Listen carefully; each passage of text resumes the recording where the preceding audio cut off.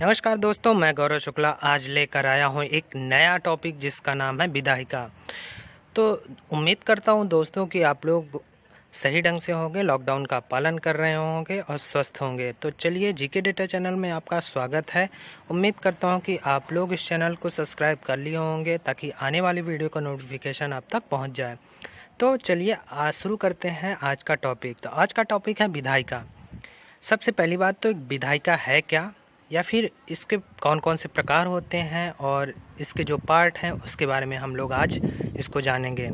तो चलिए शुरू करते हैं। सबसे पहला क्वेश्चन आता है कि क्या है विधायिका। तो चलिए जानते हैं विधायिका क्या है। विधायिका या विधानमंडल किसी राजनीतिक व्यवस्था के उस संगठन या इकाई को कहा जाता है जिसे कानून व जन नीतियाँ बनाने, बदलने व हटाने का अधिकार हो। किसी विधायिका के सदस्यों को विधायक कहा जाता है। आमतौर पर विधायकों में एक या दो सदन होते हैं। भारत में राष्ट्रीय स्तर पर दो सदनीय विधायिका हैं जो संसद कहलाती हैं। विधायिका राज्य के लोकसभा को भी कहा जा सकता है। अब अगला क्वेश्चन देखते हैं कि इसमें अगला क्वेश्चन क्या हो सकता है। तो अगला क्वेश्चन है कि विधायिका के कौन कौन से प्रकार होते हैं या विधायिका कितने प्रकार की होती है। तो चलिए इसके बारे में जानते हैं। अगर आपने हमारे टेलीग्राम चैनल को ज्वाइन नहीं किया है तो ज्वाइन कर लीजिए, जिसका लिंक डिस्क्रिप्शन में दिया है। तो चलिए जानते हैं कितने प्रकार की हैं विधायिका। जब विधायिका में दो सदन होते हैं उसे द्विसदनात्मक विधायिका कहते हैं। भारतीय संसद के एक सदन को राज्यसभा तथा दूसरे को लोकसभा कहते हैं। संविधान ने राज्यों को एक सदनात्मक या द्विसदनात्मक विधायिका स्थापित करने का विकल्प दिया है। अब केवल 5 राज्यों में ही द्विसदनात्मक विधायिका हैं। अब ये 5 राज्य कौन कौन से हैं इनके बारे में भी हम आगे पढ़ेंगे। तो चलिए आगे देखते हैं अगला क्वेश्चन क्या है। कि अगला क्वेश्चन ये दिमाग में आता है कि विधायिका का क्या काम है, आखिर विधायिका यूज़ क्यों की जाती है, इसका इस्तेमाल किस लिए किया जाता है।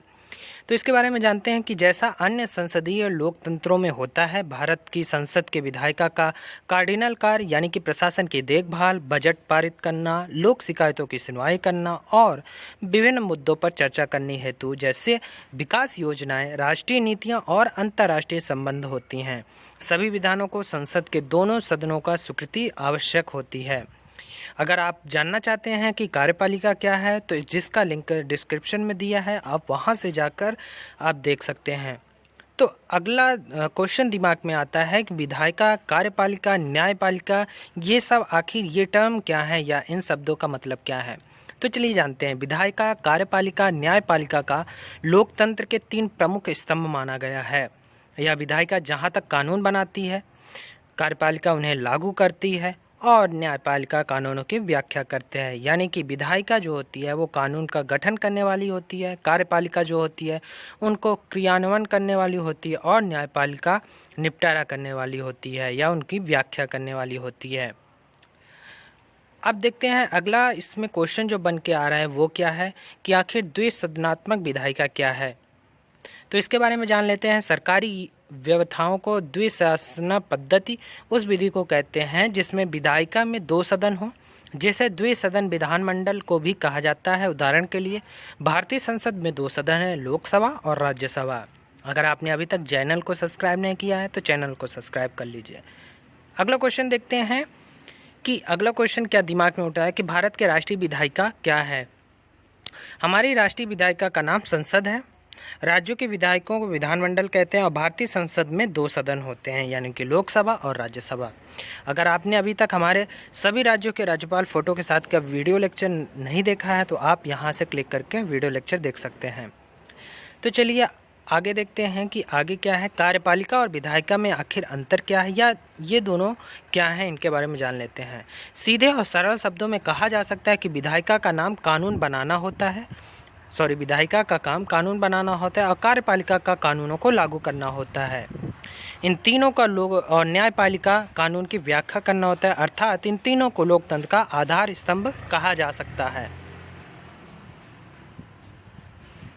आखिर न्यायपालिका के क्या कार्य हैं या इसके कौन कौन से कार्य हैं इसके बारे में जान लेते हैं।